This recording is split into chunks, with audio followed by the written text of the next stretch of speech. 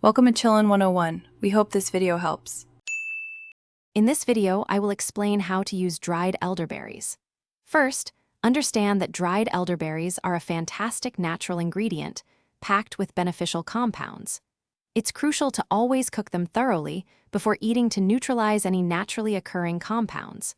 We'll cover simple preparation methods and explore popular ways to incorporate them into your daily routine. Get ready to unlock the potential of these versatile berries. Preparing dried elderberries is quite straightforward. To rehydrate them, combine 1 cup of dried elderberries with 3 cups of water in a saucepan. Bring this mixture to a gentle simmer and cook for about 15 to 20 minutes, or until the berries are plump and soft.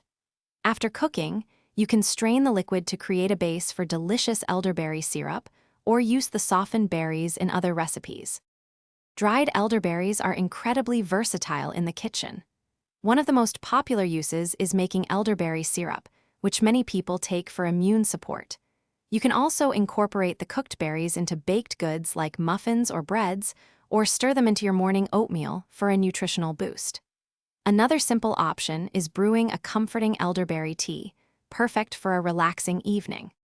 Proper storage ensures your dried elderberries remain fresh and potent.